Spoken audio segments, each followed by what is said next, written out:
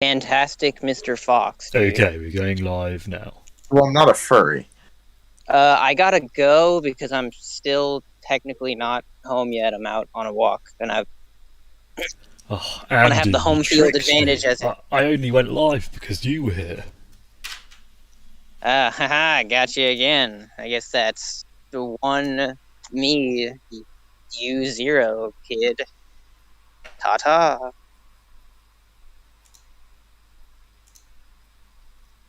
I'm going to need to restart the Belt stream. Sue is here, and you still have me for a while. I will have to leave in like half an hour, 20 minutes, but Mace, I don't know what your schedule's typically like, but we could think about maybe pushing an hour later. I don't know what that's like for you though, because I don't know what time it is. But Yeah, I'm just I saying in think, general. yeah, half an hour to an hour later would probably be better, actually. I overestimated how early I could do this. Anyway, yeah, we're live now. So welcome, viewers. Today isn't going to be a typical sort of convince me otherwise session. We're really just going to have a sort of discussion on the value of a human life and how one would quantify that. I personally am very neutral on this. I really don't have much of an opinion on it. So that's partly what prompted me to set up this discussion. So we'll be going around seeing what other people think a human life is worth, and there's probably going to be some back and forth debating when people disagree. The way I see it, there's probably two main ways to quantify the value of a human life, excluding any sort of supernatural, spiritual crap. I'm not really interested in that. The two ways that I would consider are, one, what would someone have to pay me to convince me to kill a person? And the other would be, what should the penalty be for me if I killed a person? They're the two ways that I think are the best ways of identifying the value, but I'm happy if anyone else can think of a better way. So let's start with John, because you were the first one here. What do you think a human life is worth? I think that if we're talking innocent person, in like the relative sense, I don't think that there's any amount of money you could pay me to murder an innocent person. I think that the moral value of humans is essentially incalculable. And I'm speaking metaphorically, I think humans share a spark of the divine. I think our consciousness is incredibly unique. And I think that, yeah, I think the value of a human life is almost incalculable, I would say. The only thing that can be set against it is the value of other human lives, really, in my view. Do you see all human lives as being equally valuable, or are some worth more than others?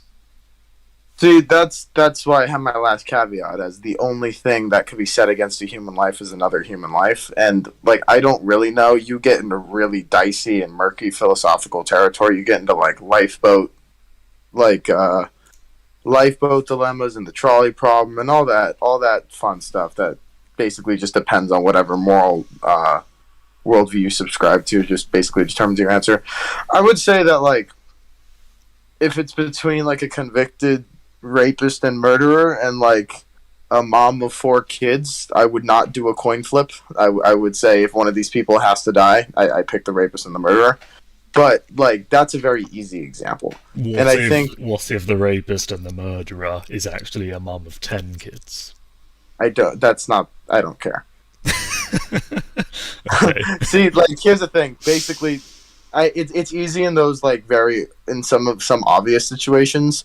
I mean, as insofar as a situation like that can actually be obvious.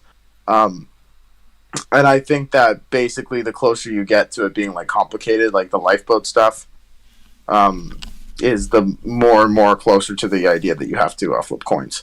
I don't think that any human life is inherently worth more than others. I think that circumstances can render them that way. But again, it's only set against other human lives. And it can't be set against anything else, really, To my mind, I think that when you try to do that, it's usually disastrous. Okay, thanks for that. So that's where I'm at. Travis, what's your opinion on this? The value of human life. Yeah. Well, all of my values come from my moral foundation, which is derived from my pleasure drive, the artist formerly known as consciousness. And it's kind of like a broken record for some of you, but yeah, maximize well-being for myself and those around me. No one gets a lesser consideration. The consideration is always there. The consideration still exists for someone if they're carrying a gun and they're coming towards if they seem like they've lost their mind and they're starting to shoot in towards a grocery store, trying to kill people. I have the moral consideration that I think that the best outcome in that situation would be that if I had a gun and I shot them down, I would hope that I do not kill them. I hope that I would injure them in a way where I could mitigate or to neutralize the danger to anyone else, and that person could be incarcerated and go and get the necessary help they need. But from a value standpoint, I don't value that person less than other people. Oh, okay, interesting. So it seems you and John disagree then that on the idea that all human lives are equally as valuable. I don't think so. I mean, it's possible I misarticulated. What I was trying to say is I do think all human lives should get the same initial consideration, that should all be relatively equal, and that if you can save both, you should. But like, if you have to make a choice, that's when, then and only then, do you start factoring in circumstances.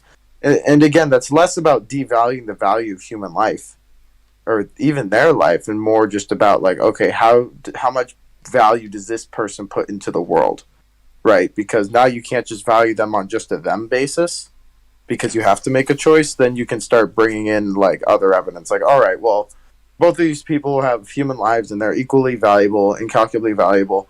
So that's a wash. So let's look at their impact on the world. Is this person's impact on the world like beneficial? Right. And again, this only happens in like these impossible hypotheticals where you have to like run somebody over with a trolley.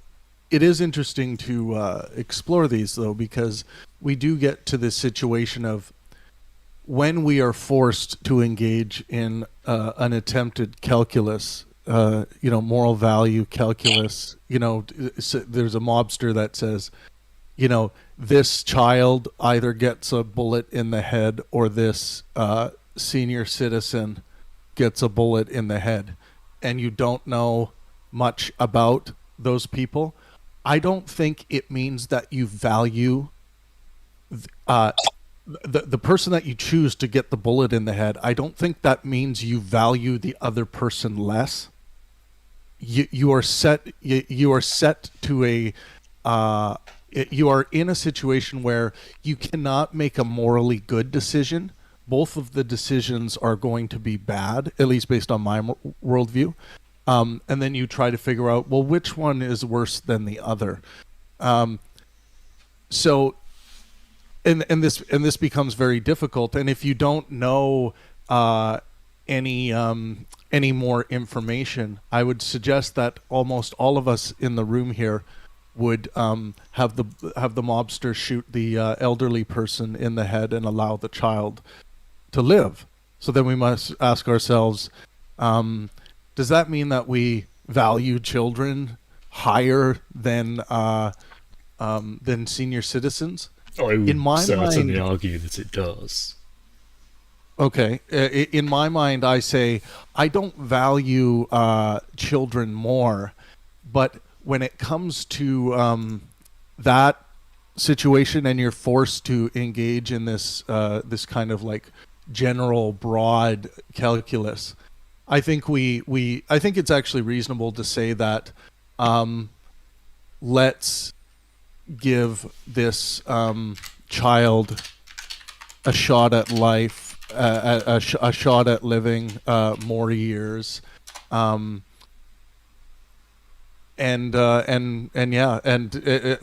years that this person has already had the opportunity to live. And I think I would want to throw that to everyone else and see how they would deal with that situation if they had, just that very same amount of information. Like, can you make an argument if you have no other information? Can you make an argument where you would have the mobster shoot the child in the head? Like maybe a seniority argument, like you like, oh, this is a union, man. Seniority says that the kid gets shot in the head. They've put in a lot less work. Maybe some might say the senior citizen has earned their spot because they've put in the work. What do you guys think? Yeah, for me, it's not so obvious that I would pick the child or the senior citizen. I think that's quite a difficult choice. Because I don't know how to determine which is the least valuable. Okay, but in this situation, you must make a choice, and all you know, Mace, is that it's a child or a senior citizen.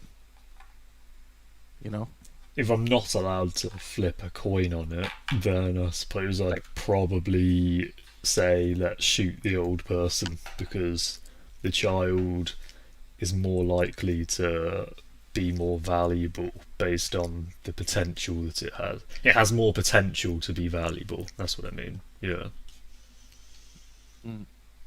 I see that. And, you kind of hope that the old person is, like, willing to, like, with it.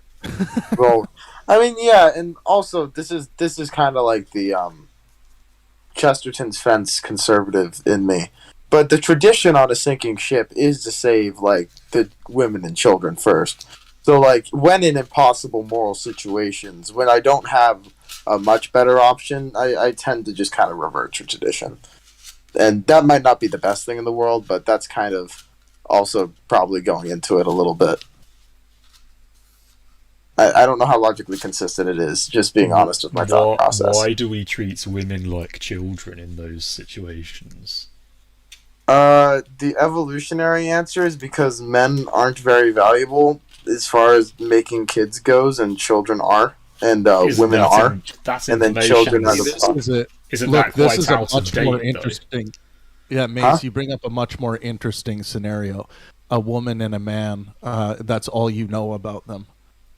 Oh, I would save the woman. For me, I would be emotionally inclined to save the woman, because I just feel less emotionally bothered about men dying. But I know that's irrational and just emotional. If I think about it logically, there is nothing that makes a woman inherently more valuable than a man in modern society. I think you can make... like, in today's day and age, maybe not, but you can make the evolutionary argument is basically, like... It's the evolutionary argument, right? It's like... Or the continuation of the species argument is that men are not particularly valuable for, like, making babies, because they have, like, basically infinite supply of, like, baby making material, while women, like, takes 9 months. Like, it takes longer. So yeah, you could have one man impregnate every woman on the world. On the right, planet, you could, but like, you couldn't have one woman to have a baby with every man in the world. So exactly. But that doesn't I can't matter prove anymore. that. Because we have enough I'd say that people. doesn't matter anymore, but I'd imagine that's the source of the tradition. If you want to go from a purely, like, naturalistic scientific point of view, that's probably where the tradition started, and that's probably why our brains are hardwired that way. And when I say probably, I mean in terms of my pure conjecture. Just be aware that this is pure conjecture, but I think that kind of makes sense. And I don't know, when you're given an impossible situation where you're choosing between evils, I think that if you just go with the one you're more emotionally and mentally comfortable with, I don't think that's necessarily a horrible template to go by. There's no such thing as a true dichotomy, is there? What? So there's no such thing as a true dichotomy, is there? Meaning, we're never really put in these positions. You know, Right. there's always the answer of not shooting anybody and seeing what happens. There's also the answer of putting a gun on yourself. And a majority of humans in our history has unfortunately just taken a vote. And we tend to do so, including the person, you know, almost having some sort of seniority on that vote when they're the ones taking the harm. So I would say is we usually put it, if you just had a husband and wife or two people, just say two other people of some doesn't really matter what age, right? You would not typically just do a vote with the person who taking the most amount of harm being the seniority in that one if they said that they wanted to do it themselves, you know. So I would say is that, you know, as we look at value of human life, I think always look at potential, which is how a lot of us, I think, look at things, you know, when we value stuff like, pregnancy and stuff like that, pro-life and pro-choice issues. We look at potential. I think that's how we value life, is always potential. And unfortunately, when we look at how we also end people, has to do with the lack of potential. Think about the people in coma going off life support just either today, and the sadness around their family because they see no more potential. And I've been around brain dead victims and things like that, and it's quite disheartening because it's almost as sad as the potential is lost, and that seems like what we have to value when someone has to pass on. What you said. Sorry, could I just ask Travis 2 questions for you? What would someone have to pay you to convince you to kill a person? Or what circumstances would have to come about to convince you? To pay me to kill a person? Or just what circumstances would they have to provide? I cannot be paid to kill a person. Okay. Hold on. This guy just said he'll kill people for free. This guy just said he'll kill people for free. Wait, Trav, can I put you on that real quick?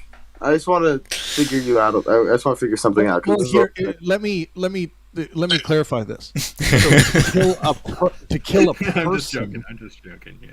To kill a person. No. I'm not worried about what Grim said. I think that's awesome and probably true. But whoa. To kill a person. Now, if we're talking about, because I do believe in the efficacy and necessity for war at times, and if I had to be, if I had to be drafted into the military and I was, being paid to kill people, I have no moral stance against that. My moral foundation. If the well-being calculus is strong enough that, like in World War II, there was a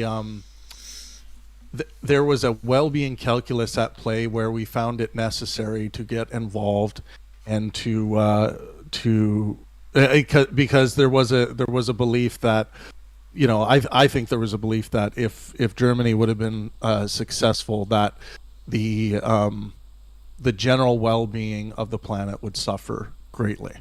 And I think this was before we even knew about what was going on with the concentration camps and all that. So there is justification to go to war. There is justification to kill another, but money as the justification itself. Like I may be paid as a soldier during war, but I don't feel as though I'm being paid to kill another person. I'm being paid to achieve an objective. Winning the war. So yeah, that's I think people need to clarify this, especially human beings. They need to clarify this within their moral foundation. At what time is war necessary? Would you ever? Sorry, let me rephrase that. Could any amount of money convince you to join the military? No. So what would convince me to join the military would be my moralistic outlook on whether or not war was justified. Okay. Being paid as a soldier might be a byproduct of that because the guy's got to eat, right? Yeah. And he's got to support his family. But you wouldn't just join the military just as a regular job, not in any, there's no particular world wars happening. I wouldn't say never. I just wouldn't like be a contract killer, right? Unless like here's an interesting caveat to that, and it's not an absolute rule, but this is where the calculus would come in, the well-being calculus. Like if they were like, okay, Pangburn, we think you're the best man for the job to hunt down Adolf Hitler and execute him in this like kind of one man assassin, and look, if that was my job in the military, I would have to make a an argument. Here's what it would be. I wouldn't look at it as a good moral act to kill Adolf Hitler. I wouldn't look at it as a good moral act.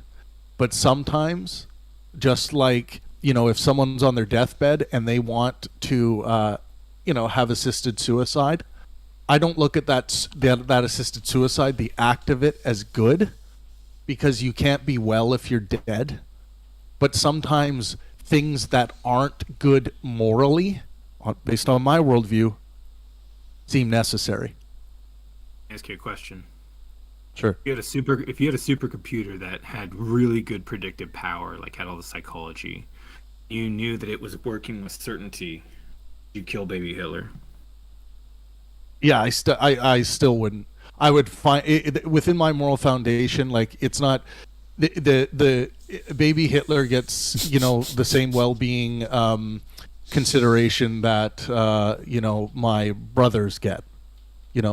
I can't be a moral human with a moral like. I think this idea of like kind of like picking and choosing who you give moral consideration to. I see a lot of people do this on social media. Like all of a sudden when someone shows some vaccine hesitancy and then they die due to like COVID, these people will come in and say, "Oh, serves them right," and like start laughing in these fucking like pro science groups, and just like, oh my god, people, like, yeah, you can say like that decision was idiotic that person made, and it may have directly affected their demise, but we can't just like drop moral consideration as soon as someone does something or make a decision or has an idea that we find detestable. Well, I think what's interesting is how we treat murderers when we Right. should be like championing them to rehabilitate. Well, yeah, of Championing course. them Like, to turn it around, because those people will be the most outspoken people that change future murderers' minds. yeah, I look, I agree, and there's other things. Like, I think one thing that we should do in our prison system is, when you are incarcerated, you should be subject to a certain level within the bounds of what would be considered Ethics. not a crime against humanity, but you are subject to some examination. Not I think not we've done anything that could point be of lobotomization, right? no, like any like stuff that is not deemed harmful from like a medical science perspective, just things that could further the scientific endeavor into understanding the minds of understanding criminality a little better, and empowering criminals to want to write about their experience, to want to be truthful about what was going on in their mind, and giving some virtue to that. I think we do have that to a certain degree. I don't want to get too off topic here, but Grim brought up a good point about like the value of a human being even after they've done something awful. Like, Chris Watts would be a good example, who has just, in the past, it was like 5 years ago or something now, I think he just like in this like psychotic break he had, he strangles his wife to death and kills his 2 kids. Now we have this, this pretty young guy in prison. What's to be done with him? Some people say kill him, eye for an eye, but I say, yes, we can acknowledge that he has done something terrible, but we can also say the value of this human being is not lost. Alright, thanks for that. Let's go over to... Ultimate suicide. I'll go to Nivik first, and then floating sunglasses afterwards. So Nivik, what do you think a human life is worth?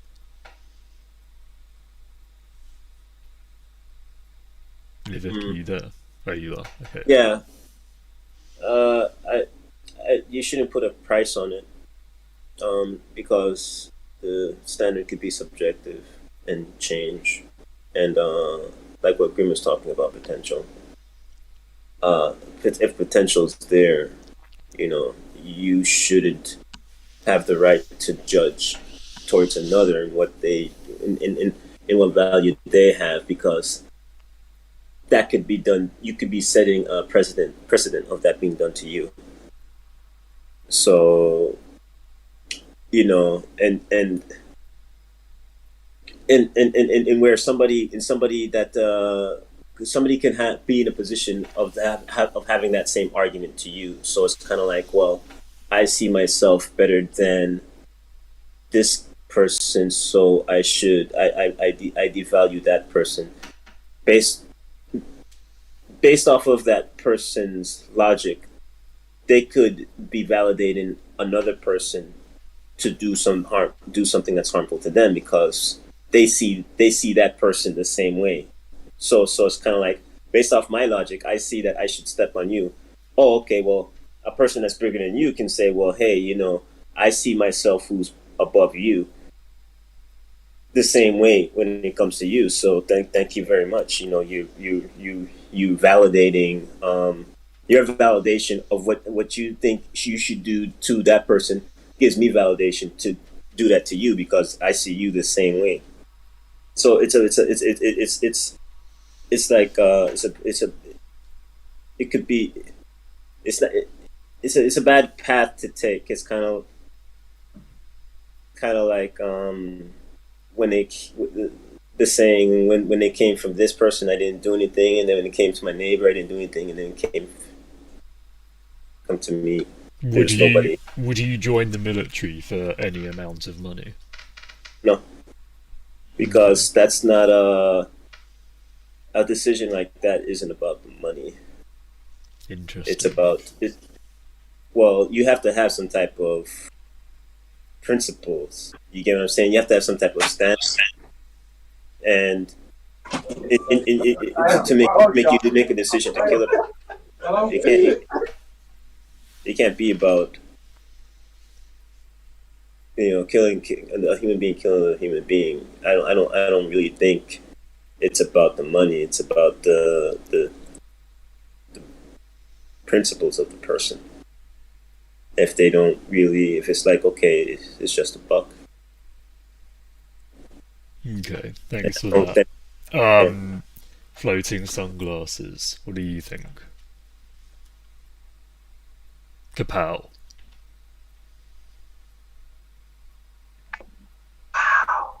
Wow. Thank you for the introduction. I'm Kapow, and Oh, okay. I'm a Floating darkie. sunglasses and teeth now. I'm a darkie. You can see me now. So, let's see. Can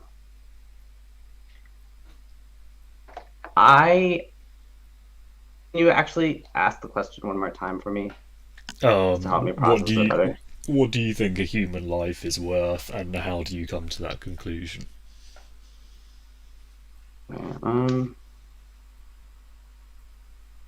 So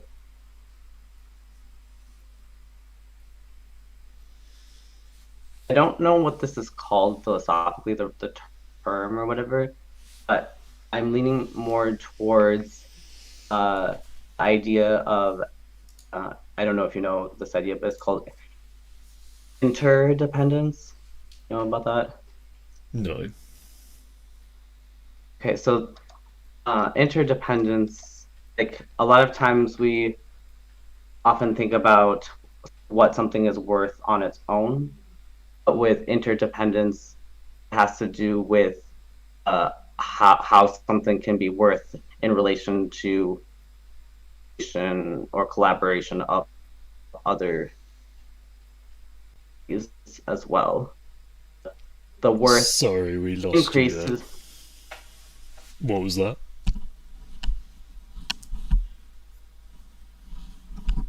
So, what was the last part that you heard? You kind of broke up, so we just heard, words. Okay, I should go back to interdependence. So, I guess where I would go with this is that could be measured by how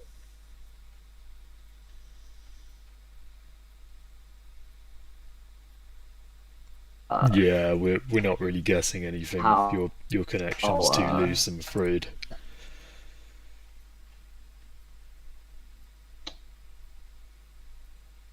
um, Are you speaking? Hello. Great. Okay. Is there anyone in the room that I haven't gone to yet? No? Okay, awesome. Let's go around and ask the penalty question. So, Dao Su, what do you think the penalty should be for someone who commits murder?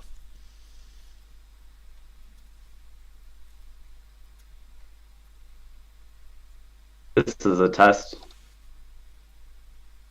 Okay, we can hear you now, Capel. Okay, thanks. Sorry about that.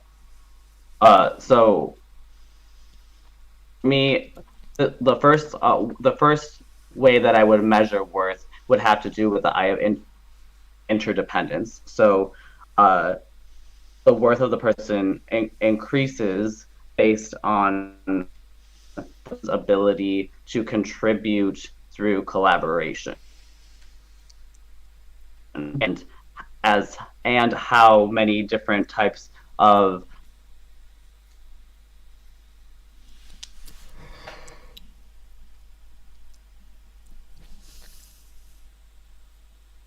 and the effectiveness is a pretty big key here. So that as well. That's how we have why we have leaders that are actually like real leadership, not in the sense of politicians, but like community leaders.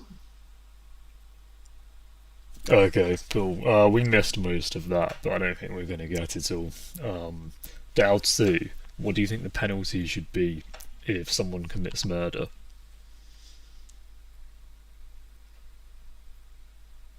Alright, moving on. Nivik, what do you think the penalty should be?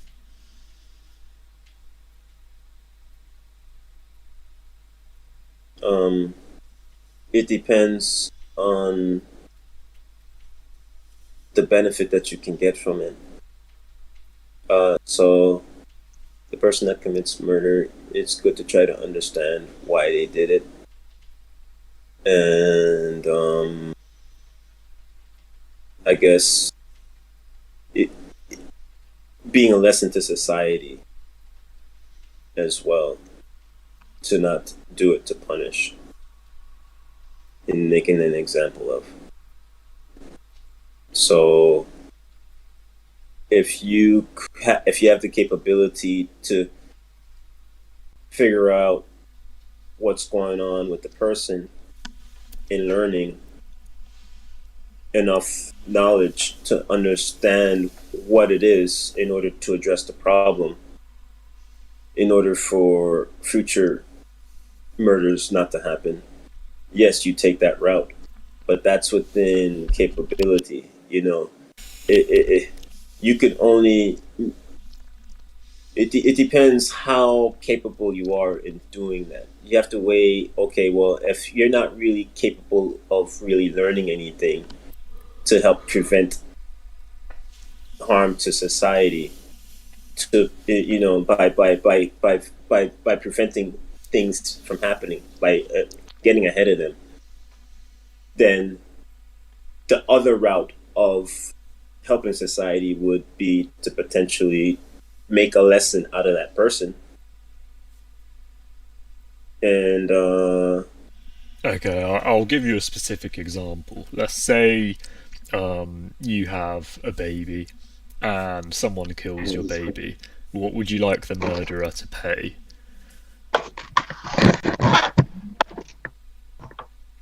They can pay in years in prison. They can pay in money. They can pay in any kind of suffering you want. What's the penalty? It would, like I said, it would depend if. So they just any, randomly killed your baby.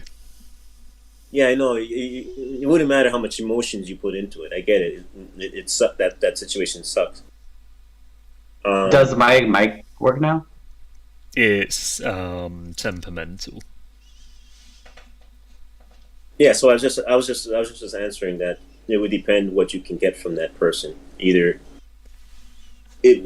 you make a lesson out of them for society to follow in punishment, or you learn from them and why they did it in the first place. So you don't want them to pay.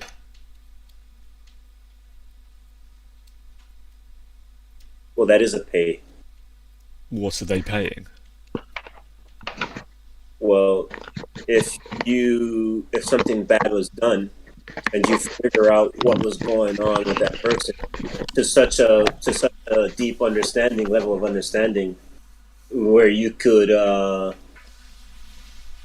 stop this from happening again, you are getting it's a gain to society. Something's coming of death. It wasn't for nothing. So you're getting a return back from it. So they should pay with community service. Focusing on the point of where the problem originated from. What got the kid killed, instead of focusing on your anger at the person. Okay, so it sounds like you think that they should pay in community service. You want them to provide a service to the police to help catch other murderers or something along those lines. I want the origin of what started the problem to be addressed, dealt with in a way that is positive in return. You know, so if you can find out like where that came from, it might be some type of nasty ideology that's spreading and people around the world are following it and doing it. We're getting a lot of mic noise from you, Kiro, Paul. If you could mute in between, that would be great. Alright, let's go to Travis. What do you think the penalty I just wanted to know if it works now and it's not spotty. Yeah, you're good. That sounded great. I'm just doing some other work. I so I'm just going to tap out for a bit. Okay. Sir Grim, what do you think the penalty should be? I think it should be an instant removal from society towards a rehabilitation complex that has multiple kind of like third-party peer-reviewed studies that shows its success rate. If they fail there, they can go to another department that has a different success rate, that has different practices and different methods in order to rehabilitate this person. Their personal belongings, I think, should either be deemed forfeit, or majority of their personal wealth be deemed forfeit as well, so that they can restart no matter what age, right? And we can support them on this, and hopefully if they are rehabilitated, many people will support them on this, but they have to restart, unfortunately. So I think there should be some pain to this, but I think that only way to really give people resolve is somebody turning their life around and showing the world that they are truly, honestly horrible about it and want to do better and influence others to do better as well to avoid this, because I think the victims just want to see less suffering overall in the world because they see it as more of a larger problem, not just their own personal pain after years and years of trying to deal with it. So you think the penalty should be everything? That's interesting. I also think like when a rich person runs a stop sign, I think it should be a percentage of their wealth, so that they don't just pay some fucking $300 ticket like it ain't no thing. Okay, that's very interesting. Kapow, assuming your mic is working now, what do you think the penalty should be for murder?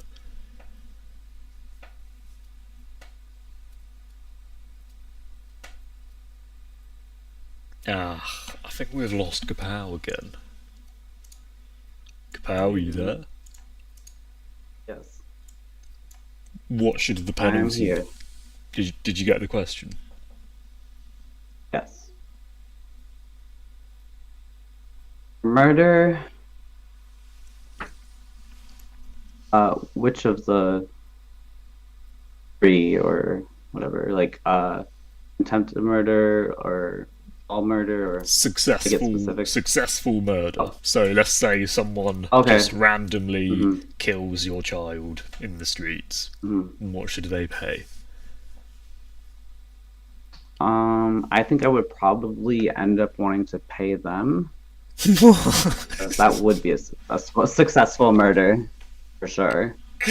But then it comes to the value of life and then penalties for crimes against life. Um,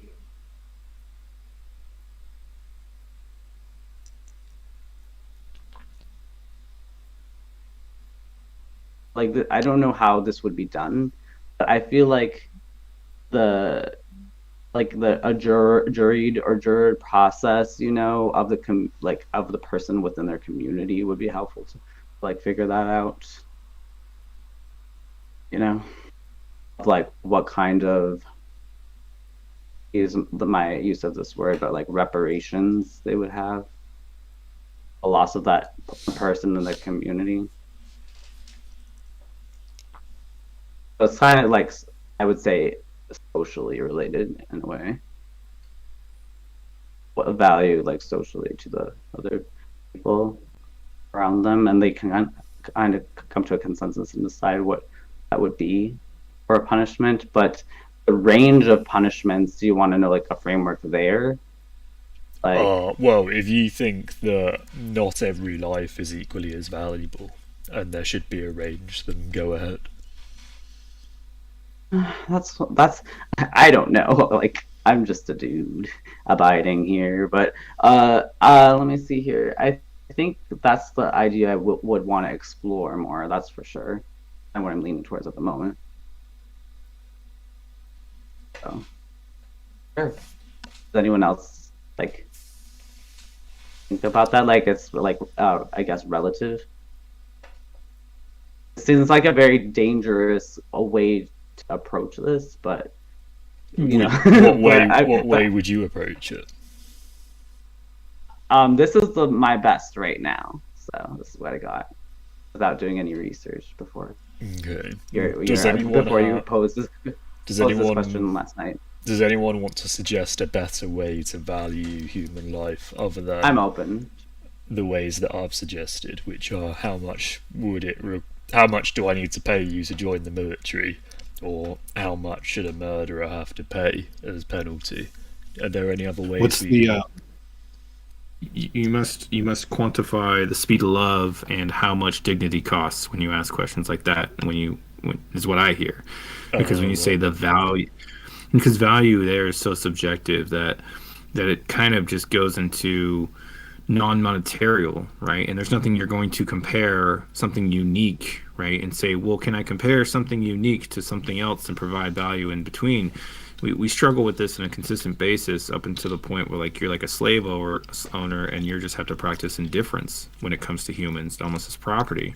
And when you practice that, then yeah, I guess so. But then you lose the whole point of valuing a life in the middle of it, right? So when you're posing a question like that, right, and you're putting monetary gains, right, then you have to also value monetarily respect, dignity, love.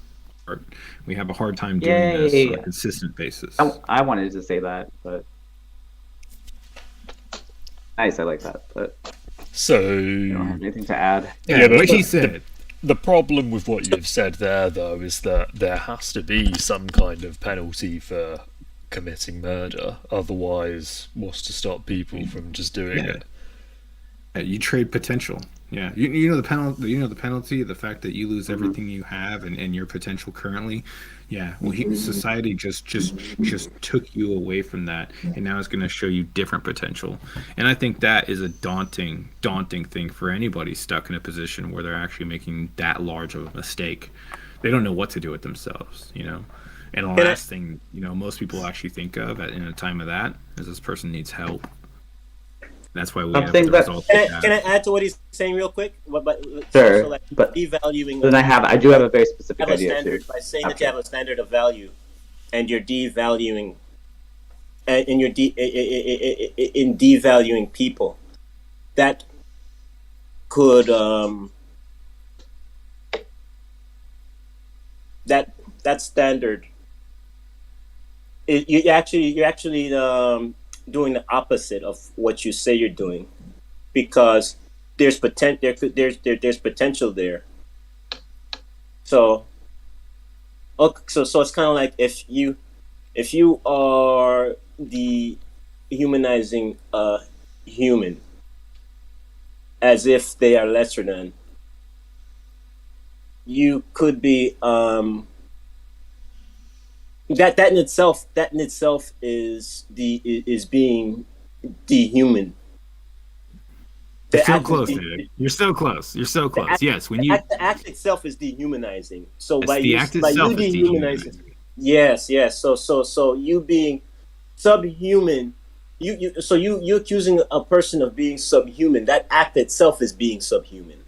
When I'm saying you're placing a value on a person, you're removing the concept of true value because you're putting a monetary value on them. It But you're doesn't trying have to be value- monetary. It could be anything. But you're trying to value.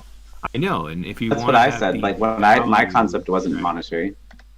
So when the value of dignity, respect, integrity, love, these things cannot be bought with money, right? So we have to place value on them. But have you noticed that the value is unique to the bond itself, and it has nothing truly replaceable? And if you can't truly replace it, right, then you can't quantify a price, and you can't quantify a replacement. It's a unique personality. There is only one Mace, right? At the end of the day, there's only one you. I can't replace you, so Well, we can't put a value. you know what? It's funny you should say that because now. Oh, you're gonna say twins? Oh shit! No. No, I was going to say cloning is possible. Cloning, unfortunately, has failed. Anytime there's been a clone, it lasts no longer until about 6 months to a year at best before it actually falls apart. So it's a horrible thing to do that to a human being. I'll say. There's so I'm not sure clones are where you 100% got your identical. information from there. Sorry, Nivik. So clones are 100% identical. Yes, genetically speaking. Nothing's 100%. Not experiential. Experience. Because everything, they're varying it would degrees. still be a different Change person. There's always a varying degree in anything. They're I mean, genetically we could look identical. at human beings and call them clones, but you're not gonna. But that's not the case because there's varying degrees when it comes to things. Well, I mean, what are humans? Like Nivik, 99. What are you? you and Humans I are are 99 not. point. Humans are 99.9. What? Isn't it? You and I are not genetically identical. If I had a clone, me and the clone would be genetically identical. My point is, you can look at two species and say, okay, you know, they're no different than each other. It looks like a duck, it walks like a duck, it quacks like a duck. But you go down to genetics, they're not exactly the same. You could always break things down to how break things down in divide along a line of differences, and you could break things down in divide. So you could break things down in dividing along a line of an in group, and you could break things down in dividing along a line of an out group. Like they're the other. They're not of us. So that's the danger. People are subjective in their thinking, and what the standard that you'd be setting about okay, these are lesser than. Be careful because those standards could change and it can fall on you. You're setting up a process of not being pro-human. You're dehuman. You're dehumanizing.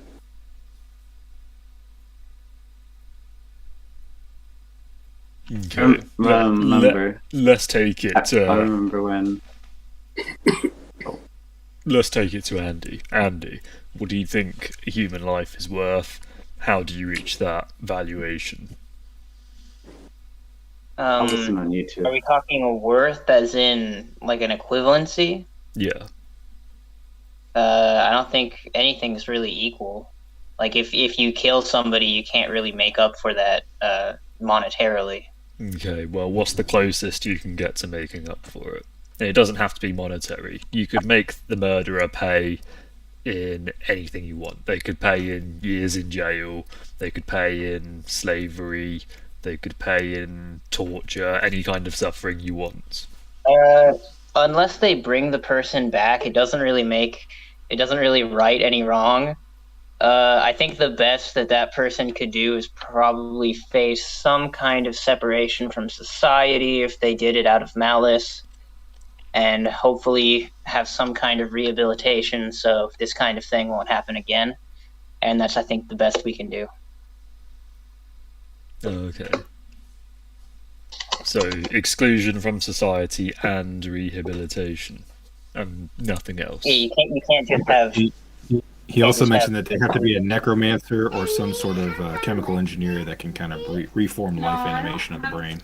So, I mean, if they could bring the exact person they killed back to life, I guess then you could say that they have righted their wrong. It's still messed up that they killed them if they killed them on purpose, but... I would disagree there. I would say even if they brought the person back to life, they owe them compensation for the inconvenience. Sure, but that could be decided by the victim, I guess, now that they're back in the picture. No, the victims can't just say, my inconvenience is worth X, Y, Z. I think we need to establish what that is worth for everyone. I really don't know if it really would be worth something that you could just, like, approximate with other things. I think I guess the idea would be to just try not to be such an evil person, and hopefully people could forgive you past that point, and there should be some legal ramifications, like separation from society so that you don't hurt other people, and being put in some system where you can be rehabilitated. If you were a dad and you can't really make up for it, really, I don't think. If you were a dad and your child was murdered, would you want some compensation of some sort? I mean, money's money, I guess, but it wouldn't really... I wouldn't feel like anything has helped me. I would want my child back. Yeah, of course, but you can't get your child back, so what's the next best thing? It's a steep drop-off, but like I said, the next best thing would be for that person to face the appropriate consequences. Which and are for both of them. Just rehabilitation and exclusion from society. Exclusion from society, so jail and or prison, which should involve... I didn't know that it was included. Okay. Yeah. Right. How many years Sorry, in jail I probably could have just said jail, but... Yeah, I thought you meant deportation. So how many years jail? You guys just quickly make sure you always have the YouTube live stream open. We need to start making sure that we have more people watching on YouTube, just so that we can get the watch hours, because then YouTube will finally show it to our subscribers, because they're like, they're so behind. Like, this live stream's been going for 30-40 minutes, and they're just now showing it to our audience. So please always just try to make an effort to have it open, even if it's muted. And also drop a few comments in the chat once in a while. But anyways, thanks. Yeah, so some incarceration, which should involve a rehabilitation program.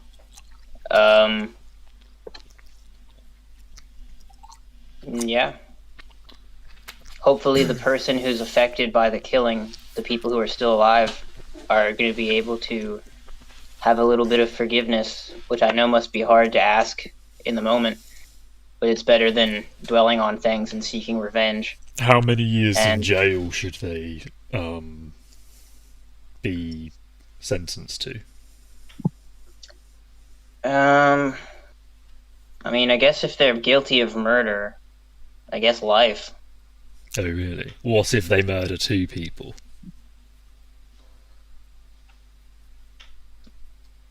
Then even more than that? I don't understand what you mean. Life. Well, life in prison. So if murdering 1 person means they're instantly going to go to prison for the rest of their life, what's to stop them from killing another person? Because they've already reached maximum sentence. Okay. If it's that simple, then I guess we're gonna have to pragmatically change it up a bit to where if it's one slaying, then I guess it's just a long time in prison, and then however they work that out right now might be a little bit accurate if that's really how killers think, but yeah, I'm not positive exactly on how long for how much crime. I noticed that you've thought about this a lot. You put yourself in the position of the killer rather easily, don't you, Mace? I didn't say that. How much would someone have to pay you to convince you to join the military? I don't think you could get me to do that. Oh, really? Why? I really don't want to do that. Why? Because it doesn't seem like it would be fun. People yelling at me, my life in danger, maybe doing morally questionable things for a morally questionable government against my will. It doesn't sound cool to me. Okay, so, I don't know, let's say someone said you can be a tank driver for 100k a year. No. Okay, fair enough. Does anyone else have anything they want to add? It seems like the conclusion here is that human life is incalculable and the penalty for murder should be rehabilitation. Forced rehabilitation, that is. Well, yeah, if we just let them on the street so they can handle it themselves, they might end up killing someone else. They need to be supervised, obviously.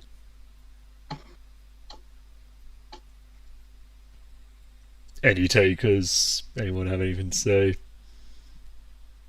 What about suicide? That's a good question, actually. What do you think? Sue the person who committed suicide? I don't... Should Well, for damages? You're making a decision to take your life, and we're concluding that shouldn't be done. Does that person have the right to choose whether their life should be taken or not? The answer is legally no. Legally no. You're not really allowed to, because when you do this, you actually do affect other people around you, and that's why people get penalized for attempted suicide. That's gonna make them want to commit suicide even more. Well, I mean, I'm sure it's tough, but I think it's also possible that might kind of clue them in that other people really don't want them to do that to the point where it's illegal. There's a lot of people who do try and commit suicide. They do it because they think nobody cares about them, which, considering What about? Yeah, but what about people who want to commit suicide? Assisted suicide, who are of sound mind and just simply don't want to live anymore, or they don't want to live to a point where their malignant tumor that's at their brain stem turns them into some kind of vegetable. Don't say Well, at that that. point, then the people around them might be being a little bit selfish, actually, to demand that they live under such incredible circumstances. Yeah, Right, those that's what usually I'm take saying. Like, I think contingencies you of can that actually nature. make. I think death culture needs a bit of an upgrade, like the way that like the culture surrounding death. Yes, it's. I think you're going to be hard pressed, unless you're part of some religion that says you're going to the Holy Land when you die. It's hard to make good out of death, but that doesn't mean that we can't try to find something in death that is better than what nature has in store. And I'm not and I'm using nature kind of loosely there because of course human technology is part of nature. But I'm saying like there is this naturalistic fallacy at hand that's like, oh yeah, dying of natural causes is like kind of the best death going. Is it? Or is it better to now that we can identify these terrible tumors, that where some people decide, I'm going to die on this date listening to my favorite song. I'm going to have my final conversations with these people. The final movie I'm going to watch is this video. And I'm going to plan it all out, and it's going to be my final event. I think I think death culture as a topic in general is something that's not discussed enough, because I think people really have a hard time with it, right?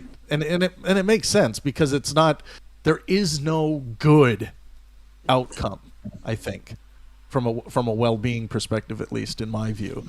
It's simply just like, oh, okay, the outcome is bad from a well-being perspective, no matter any way we slice it. But how do we make this death culture more stomachable and less fearful? Well, I would think that realizing that continuation of your own life at a certain point harms the beginning of someone else's life. Because if we all were to live as long as we could possibly live, even if we were to expand beyond Earth, eventually we would hit a point where we have too high of a population in too small of an area to be able to comfortably let everyone live out their lives there. So I could see a sort of selfless suicide where maybe you live out 100 or 200 years or whatever, and then you let your own life go so that you could allow new perspectives to possibly bring more good experiences and joy to the world that in a way that you wouldn't have thought of. Where I was coming from was like, how do you place onus of responsibility? Like, if a person is going to commit an act in where they know that person would kill them, do they commit suicide?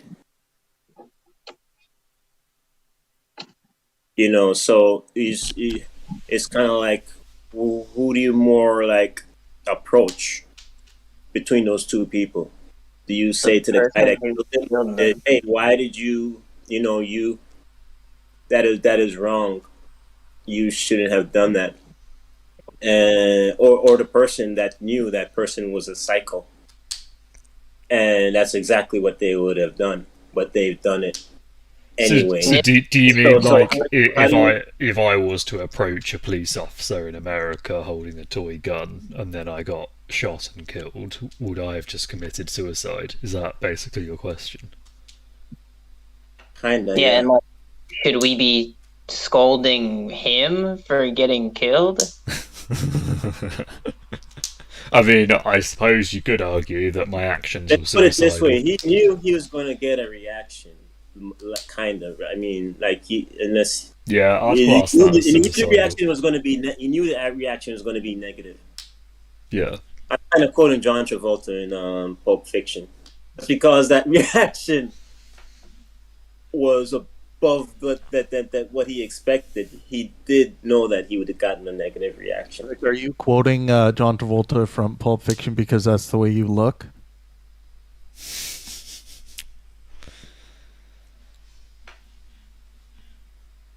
Okay. I just thought it was a good quote. I just thought this might be an opportunity to get you to turn on your camera. I'm sorry for trying. Scott. It was just, Come in, Scott. Are you there? Speaking of people who look kind of like John Travolta from Pulp Fiction, Scott Lebowski. Oh, I don't think this is Lebowski. I think this is a new Scott. Oh, different Scott. Hello, Scott. Yeah, he said, "What's up?" Go Did ahead, he? Mace. No, I didn't hear anything. Yep. That's weird. Yeah, so Scott, what is a human life worth to you? Oh, that's a good question.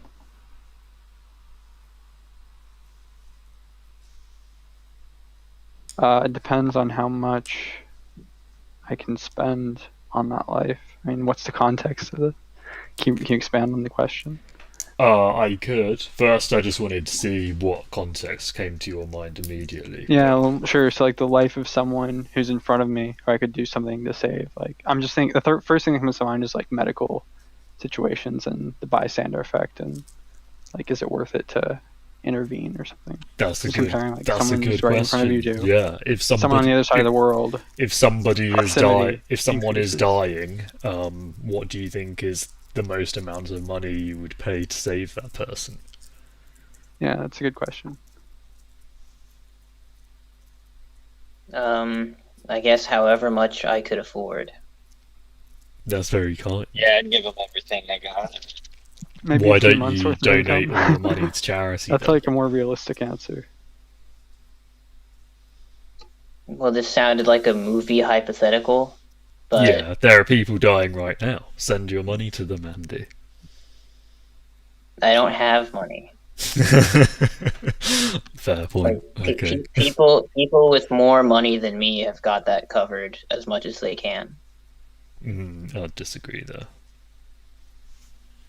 Okay, maybe they should do more, but me, my me would be a drop in the bucket. I do agree with that, yeah. Scott, have you ever considered joining any military organisations? I'm not really a fan of the military. Why is that? I don't like authority. Oh, Like, I definitely would not fit in with that sort of environment. I was in the Boy Scouts, and even that was almost too militaristic for me, even though I enjoyed the outdoorsy Right. experiences. what do you think the penalty should be for murder? Penalty for murder. But kind of, well, I think you could differentiate between different kinds of murder, right? Premeditated, second degree, first degree. What kind of murder are you talking about? Okay, well, if you think the penalty should be different I'm generally for each against the one. death penalty.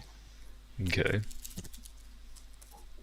So let's say you have a kid's playing in the park, some random dude walks up and kills the kid, and then just walks off like nothing happened.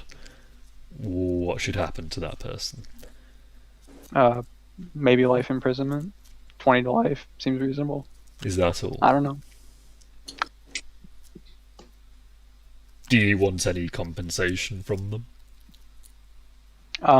If they had financial resources, then that could be taken from them and given to the victims as maybe, I don't know if that is that something that actually happens in any kind of legal mechanism. I don't know, typically. I'm not aware that it currently happens. I've actually kind of thought that that's strange that for a lot of crimes you're not charged financially even if you're imprisoned, if there aren't like explicit financial damages.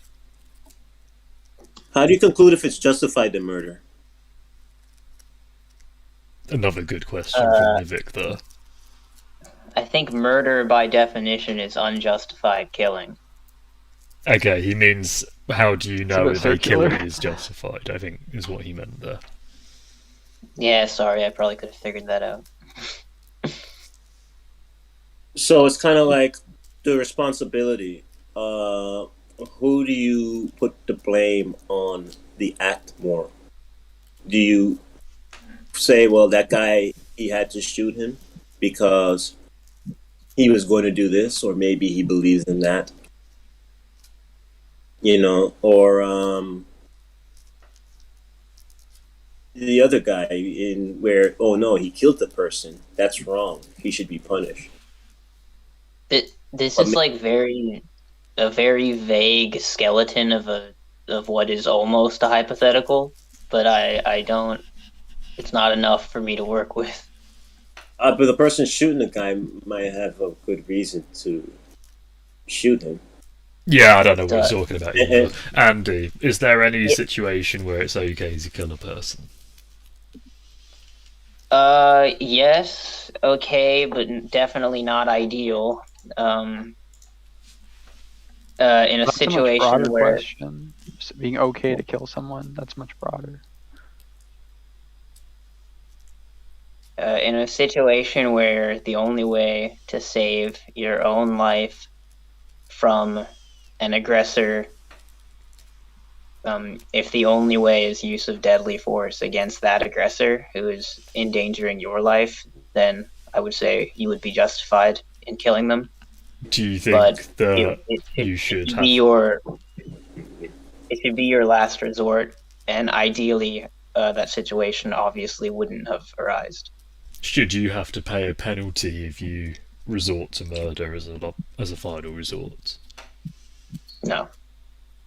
Interesting.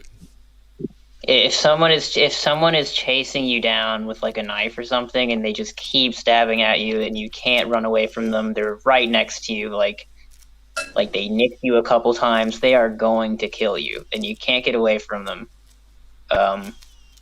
I think Yeah, a you better can- question then would be if you're in a situation where you have limited resources, not enough for you and another person to survive, and you can either kill them first or tell them about the honesty of, hey, we don't have enough, and risk them trying to kill you, or you both nobly starve to death, something like that.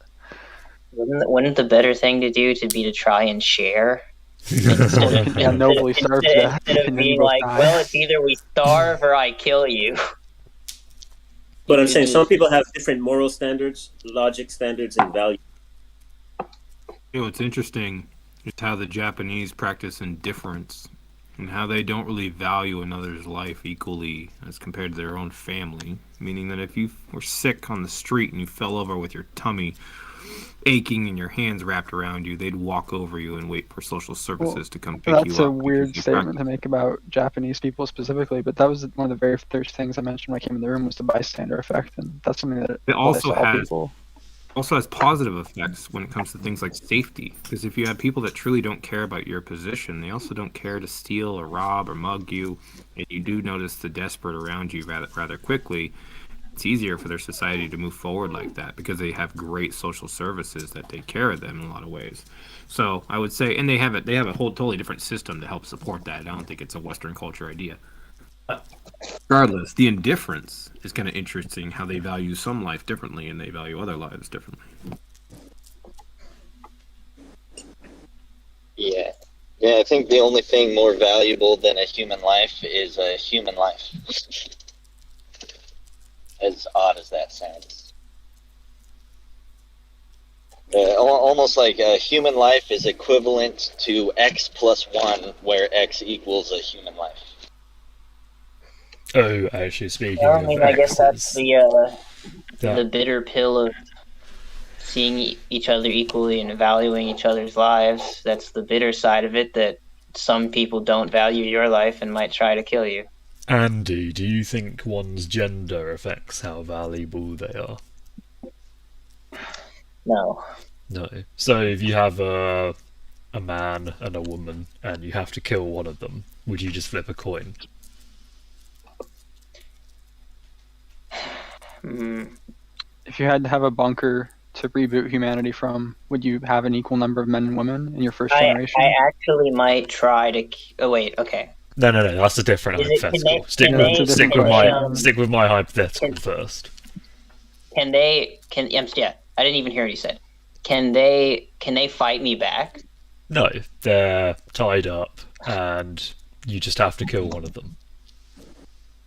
See, I was gonna go with the man because if they could fight me back, because then the man might actually have more of a chance to kill me, maybe. But if they're both equally helpless, yeah, I guess I might just have to go with like random who dies. Could I talk to them at all? Like, could I ask anything about them? Does it make a difference? Well, I mean, it's possible that one of them is like, yeah, my family would be sad, but I do have a tumor that was like about to flare up anyways. And like, Okay, I don't know. no, you can't talk to them. The only thing you have to go on is their gender. Well, in all honesty, I probably would kill the man just because this is where the situational gynocentrism does come out. Yeah, but that's kind of more for my benefit because I feel like it'd be easier for me to kill a man than a woman. Maybe. Why? Because a man is less valuable. No, but because a man, there's like an idea of most men could probably kick my ass. Even if they're tied up, they could probably most men could probably kick my ass. Even if they're tied up, they could probably put up something of a fight. Even though in this hypothetical they don't. And most women could probably kick my ass too. But the point is however illogical, if I absolutely had to make the choice, I probably would go for the guy, honestly. But why? Because I feel like it would be easier on me. Emotionally easier. It'd be emotionally easier, yeah. Because you're more. Because are you just more okay with the idea of men dying than women dying? Because a little bit, because in extremely stressful specified situations like this, hypotheticals, I guess that is where the teensy bit of sexism is going to come in. Because nobody's absolutely free of that. So would you say women are out. slightly more valuable than men then? Realistically, no. I'm just telling you what I would do in that situation. It would have been equally as wrong if I killed the woman. Okay, right. And who was it that had another hypothetical for Andy? Oh yeah, so a situation where and really the biological explanation for why sexism exists, why men are typically the one who fight the wars and so on, is that if you want to restart a population, like just say consider starting from a population of 10, if you have 5 men and 5 women, you can only produce 5 new offspring per breeding cycle. If you have 9 women, 1 man, you can produce 9 new offspring per breeding cycle. If you have 9 men, 1 woman, you can only produce 1 new offspring per breeding cycle. So in contexts like that, preserving female life allows you to more quickly recover population thereafter. So if you wanted to have a bunker to restart humanity after an apocalypse or something like that, then you'd want to have a minimum number of men to have sufficient genetic diversity. But beyond that, you'd want to have a higher ratio of women. Yeah, run away with that a little bit. Because I think that situation applies to us now. Like, the Earth is our bunker, and maybe population might not be the best way to go, but I could say something like women carry the mitochondrial DNA, so they have more lineages that can be diversified. So if we want to be able to adapt and survive in the future, we want to have as much diversity within our population as we can, so that when selecting factors do find us again on our comfortable planet, we could adapt to whatever comes our way, or be more likely to slightly. So I could see a very very minute percentile way future. Possibly it might be better to save the woman slightly than the man. Plus, she raises a kid. Looks like we have some new people in the room. Tranquil Rage. What do you think about the value of a human life? Well, hello.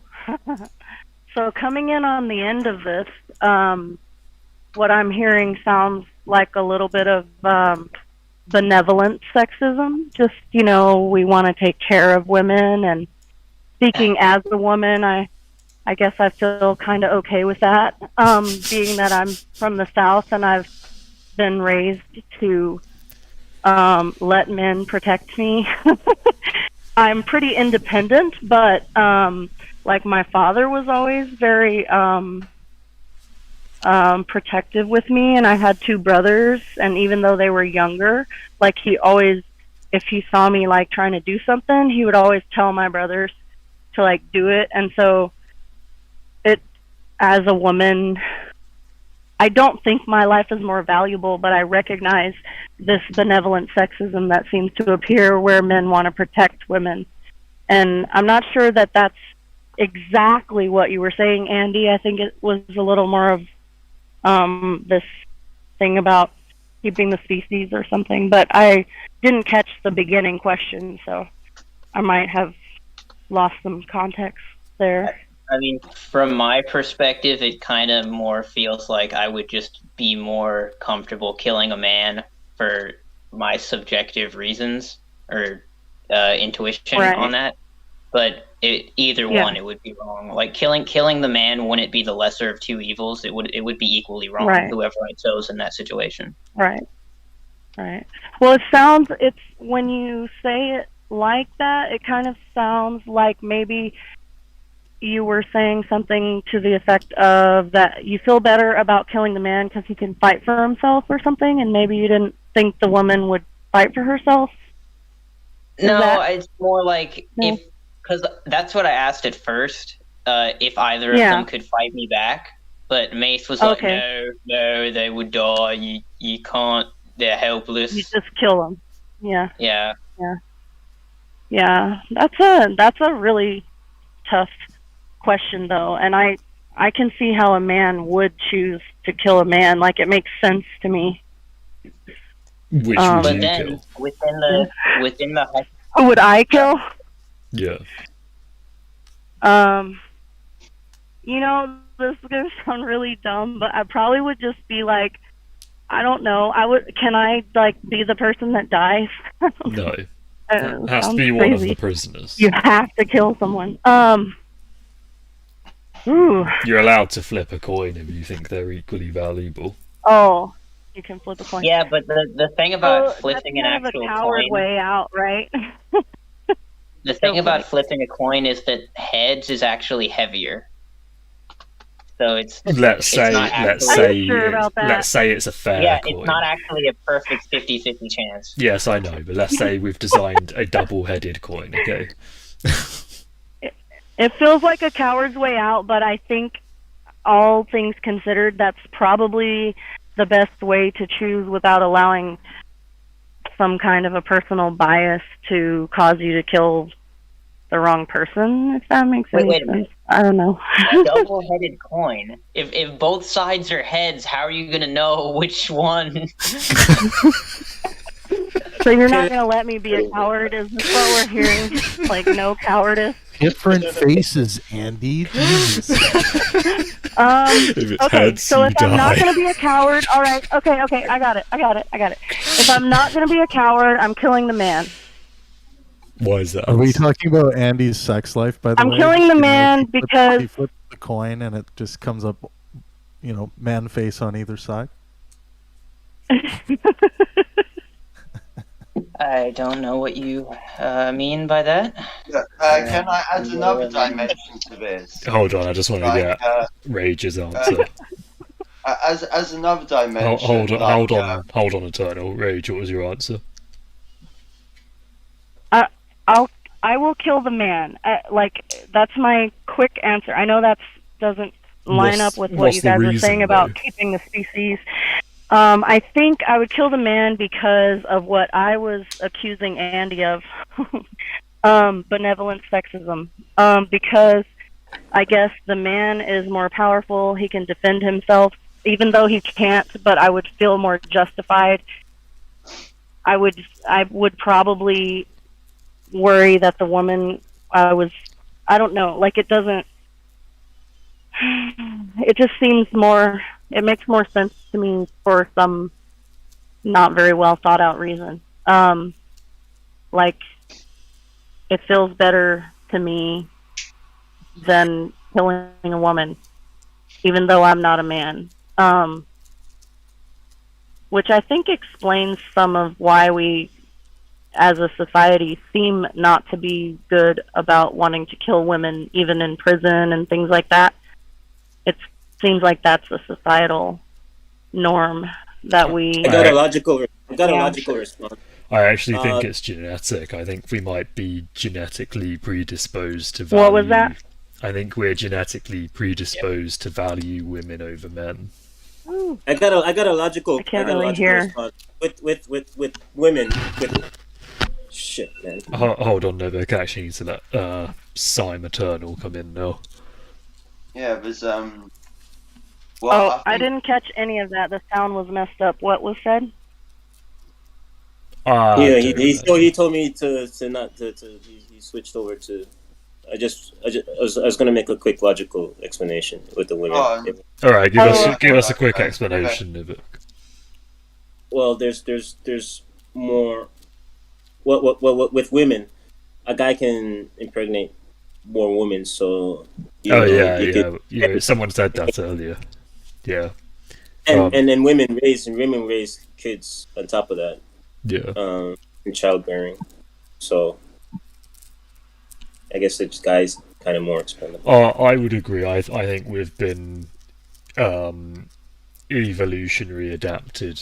I think we're genetically programmed to value women more than men for that very reason that you just outlined. The sim eternal. But What were you going to say? can I think that's kind of interesting because it's occurring to me as we're saying this that I think I recently read something about children who are aborted are more often female than male. Is I that wonder. global? How do they know that? I been- think it was there was an African speaker who was talking about like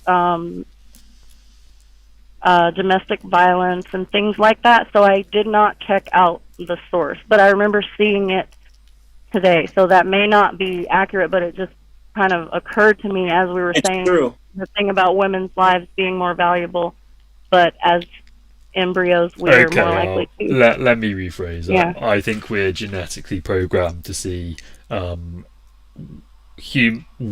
women who Life have been that's already born out there. as more Yeah. valuable than men who have been born. But Yeah. the idea of an Interesting. unborn child I don't think that's something that Different. Yeah. that we've been genetically programmed to even think about. That's a completely new issue. Yeah, I've it's heard very about that different. being a problem in China, like with the one-child policy, because they wouldn't want to have Mhm. only a daughter. Yeah, that's why I Right. asked if it was global. Okay. Yeah, most Uh, societies are yeah, patriarchal. I'll come in now. Most But societies are patriarchal. Go ahead. it's because like the fundamental point that we're trying to touch on here is like value system. Like are value systems even possibly objective? Like if we're talking about value, if value systems are not objective, like the value of a life form, then it is purely down to opinion. And as a human, most of these opinions on such value systems of the value of a life are based upon genetic predispositions for such things as compassion. Like, how do we value any life? Do we value the life of a dog over the chicken? But in some countries, they eat dogs and chicken and insects. Do we value human life differently from an animal life? And say, there's a man and a woman. Like, what is the past of a woman? Like, is she a serial killer? It's a very complex issue, and I don't think anyone can give uh, a factual, logical reason. I have an answer. Hang on, let me finish. No one no one can say logically how you should value life because value systems are purely subjective. I have an answer. Go on, dude. Like before, I did mention that earlier. Like you shouldn't really, when it comes to people, have a value system because it could be subjective and it can change over time. People can what one point see people. But I mean, having a value system is natural. Like you value your mother, you value your friends. You know what I mean? It's good to be human. Like nihilism is probably the factual way this universe is, but to deny your humanity is to deny the experience that you have every day. That your unconscious is like. Where I wasn't finished with. Let me just finish what I was saying. I was saying like sometimes that could depend on how it affects society in how you're going to address the person. An animal and a human being, for example, a human being could more look out for species and take care of the environment and responsibility and having more onus on responsibility on their capabilities. So you would value another human more. Yeah, but that's from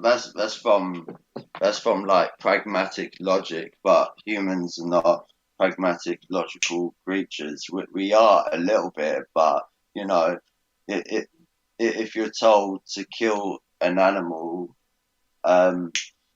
fucking some people can't kill an animal because they value that animal. They value that animal's life as much as a human. Yeah, but I'm saying like with that kind of that conversation was had in the past, in where you would have like if you're going to enslave a human being, it's kind of like, well, that person that you're breaking them down to the value of an animal, where you're having them plow a field like a cow. That's like you that could, create and be productive and be innovative. You're devaluing that person. So it's kind of like it'd be better to have that person be in a position of more maximizing their potential to Yeah, get but a greater how do you return back. value how do you value a person? If there's a disabled person that has no logical use for society, what do you do with them? Do you kill them? Like, um, do you use them? Do you recycle them for their meat and bones? Like, it's all relative. They have a mind. What do you mean they have no value? No, but They I'm saying, yeah, I'm value. saying You can values get are value relative. from their ideas. Sorry, go on. I Well, said they have a mind. You can get value from their ideas. perhaps the value of a severely disabled person is even in an evolutionary, from an evolutionary point of view, it could be to um, create in human beings a sense of compassion, to teach, usually selfish human beings to look outside of themselves and have to look after another human being. This could be an evolutionary tactic, You're right. for We could be looking try to figure out ways of making people be able to walk, be able to see. In these people, yeah, you're right. In the people providing a value for research. and also too with I happen to be on the autism spectrum, Yeah, and I can be pretty damn useless. I admit, like I yeah. don't get a lot of stuff, but there's some. I think there's something really cool about autistic people and how they see the world. We see the world differently, and Yeah, have a lot to contribute. And I find that people are very resistant, often. So, although with autistic people too, we tend to talk too much sometimes. So I'm trying to learn not to do that. I that's just, cool. It's cool. I'm listening. yeah, I Sorry, just, anytime you talk, all I want is more. Okay, so oh, don't you are worry so about that. sweet. Thanks, Andy. Yeah, I'm interested so far of everything you said, so go on. Oh, I just discovered I'm autistic. So now it's like going back over a lot of things. It's like Yeah, getting the joke, finally. And I mean, seriously, with autism, there's a lot of jokes that I never got. I yeah. mean, there's jokes I didn't get for years. Like And sarcasm. well, some of them were really bad, distasteful jokes, and I couldn't understand that much. Like, it didn't occur to me, that Yeah, kind of badness. So a lot of people would tell me these jokes and I would repeat them. And I've realized that I have really embarrassed myself by yeah. doing that. And I had no idea that I was doing that. And and I don't know, I guess most people didn't know that I was autistic either. So what are they supposed to say? How are they supposed to help me? So we're all learning. And now that I've learned this, I'm planning to write about it because it's so fascinating. Oh, that's And cool. you know, yeah, I could see how most people are neurotypical, and it can be really frustrating to deal with an Mm. autistic person. And yeah, you just want to throw them off the boat. I get that. But autistic people feel the same way about neurotypical people. Yeah. It's interesting, you know? Like No, I'm very extroverted, so I could be very much for some people. So especially when I'm drunk. Like yeah. but I'm not fully neurotypical. Like I've had some issues in the past and stuff, but um yeah, but exactly, what I was saying is like value.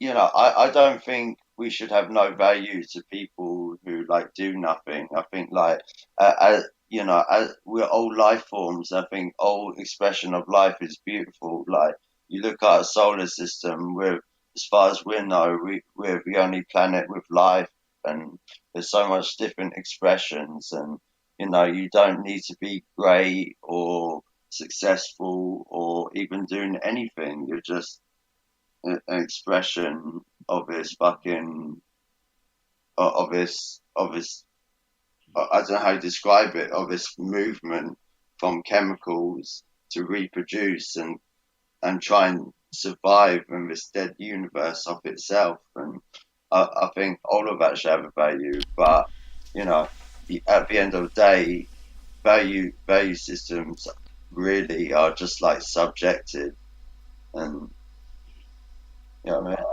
Well, Sure. that's right. And just because we don't understand something or someone doesn't mean, I mean, we don't understand it. Maybe we should understand it before we destroy it. And Oh, how do 100%. we know when we've understood something? That's another question. How do we know we've understood? Like when we look at someone and say, well, you're useless, you're right. That's subjective. It's one point of view. And someone Sariel, else, can I just confirm? Do you think yeah. autistic people or autistic lives are less valuable than non-autistic people? No, absolutely not. I think they are Okay. just valuable. Yeah. If you had to, let's say you've got two prisoners and you have to kill one of them, one of them's autistic and one of them's not. Does what do? Do you just flip a coin, or are you gonna Well, for me, choose one? yes, I've come a long way, and I'm in my 50s now. And if I had to kill somebody, I would better have a very good reason because I don't know if I could really do it, first of all. But then I might find out about the two of them and find out In which this one of them maybe. hypothetical, all you know is one of them is autistic and one of them's not. That's all you know. You can't know anything else. Well, I can't be honest about it, making a decision just based on that. As a human being, like I get So like the would you question just is a thought flip a coin experiment. then? No, I wouldn't. I would examine my victims and decide which one I thought was more worthy of punishment. And if that was, the only option I had and I had to do it, then I would do it that way. Well, I probably you're would not find a allowed to reason. examine them. The only Mm. information you have is you know which one's autistic. That's it. Okay, so if I had to, and it's interesting, the conclusion I've come to is I'm beginning to think that autism is an evolutionary advancement. And I'm going to be really harsh and say I would probably kill the neurotypical and not the autistic person because they're an anomaly that's been becoming more and more common. So that shows me that there's a progression that seems like an evolutionary progression. And at first, I didn't realize there was such a spectrum. Back 20 years ago, you just really could see only the very severe autism. And no one has noticed my autism for 55 years. I mean, how could they not? But then again, people have noticed and they've taken advantage of me, they've embarrassed me, they've humiliated me, and they've had a lot of fun doing it because I'm such an easy target, right? Yeah, But they didn't people understand it was probably autism. noticed that you were different. They probably just didn't know They, what it was they called. did. That's right. And they just thought that I was weird and I didn't understand when I was being abused, and that it was just really easy to take advantage of me. So, and I didn't even realize it was happening. So I think, when we begin to understand more about the spectrum, we're going to understand a lot more about our, the rest of ourselves. Like the neurotypical people will understand better themselves and realize that they have elements of autism. There's people beginning to say that everybody's autistic and everyone's on the spectrum. And I also am beginning to think that. I don't know if there is such a thing as neurotypical. So this is just the last couple of years that I've started to have this kind of awakening in my own life. But everybody's different. And I've been thinking this for 20 years now. Why don't we celebrate the difference rather than, glom together like tribes of old, like this ancient, dead old philosophy of tribalism? Because people are not the same, not even one from the next. Let alone groups of people. Like, we need to embrace difference and not be afraid of it.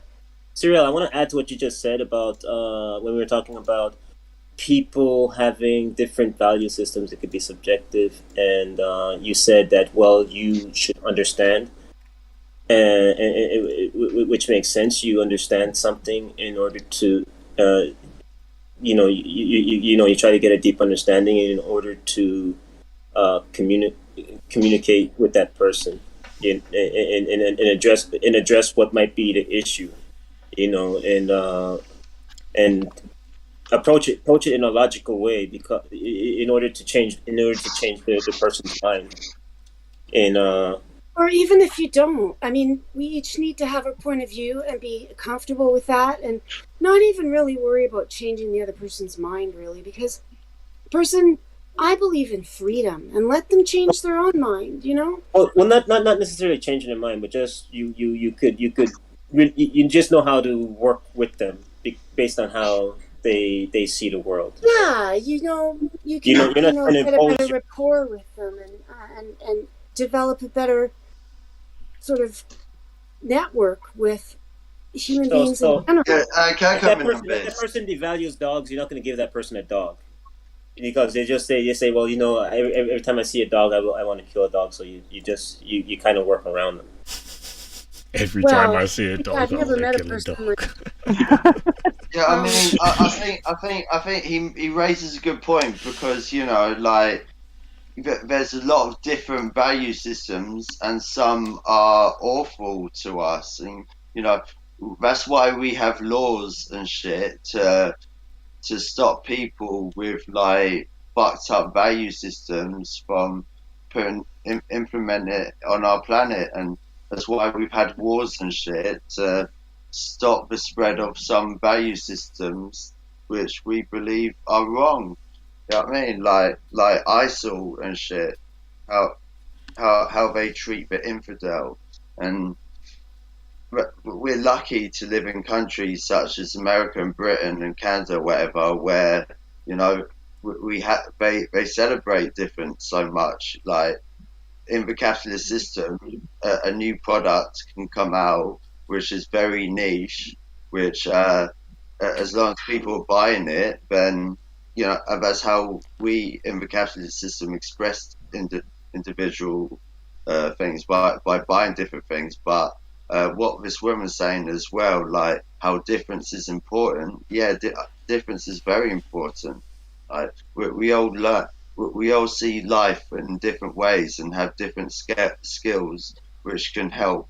Like I don't see the world as a hierarchy. I see it as an ecosystem, and we all contribute in our own different ways with our own skills to the general system. And you can end up looking at another human being as a subhuman. It can transfer over to that type of way of thinking, as if they're lesser than, and they should be in a barn house. They shouldn't be in a regular house. The whole thing about Canada lately, too, is it's not that anymore.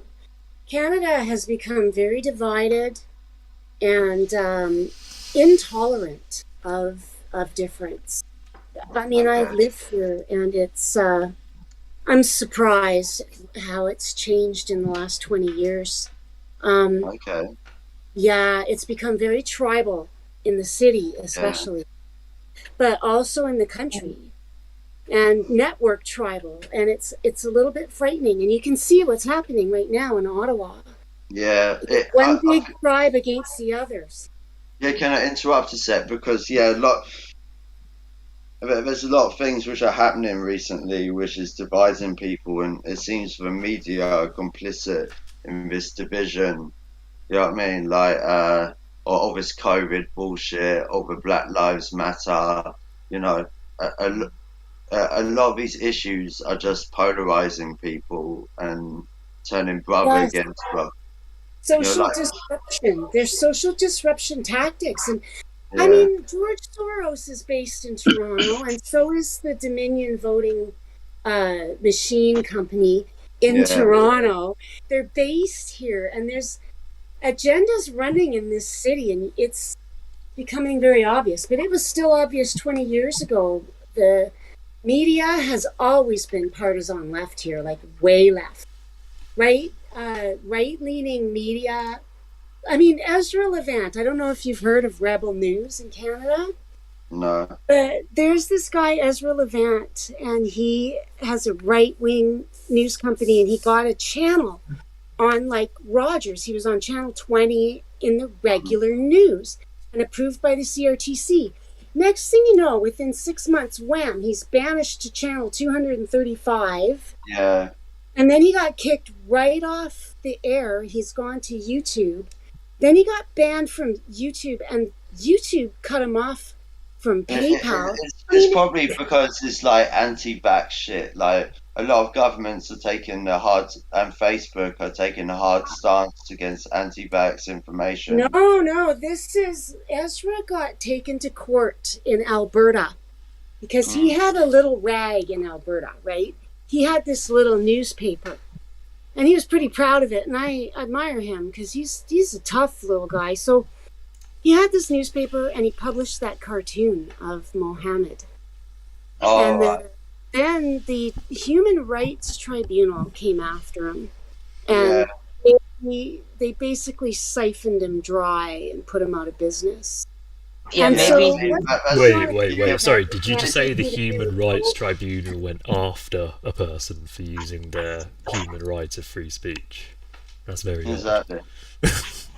They did. They used the tribunal to put him out of business, and that was really. I thought the human rights unjust. activists were supposed to be It was protecting within people, his not going right after to them. do that, but he had to have known that, like, that was the wrong decision to make, just in a No, pragmatic it's not. sense. I think everybody should publish that cartoon all over the world.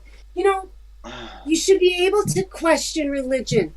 You should be able to question it right in its face, because religion is not God. It's just religion. It's just a theory like science. And It's so not a it doesn't have any authority. It doesn't have any authority. And you can make fun of it. You know? Exactly. Yeah, no, I think he should have been allowed to do that without consequence, but I think for the pragmatic sake of his career, he should have maybe. You should have been intimidated by people who don't believe in freedom. We've Or heard maybe he had to take the necessary stand.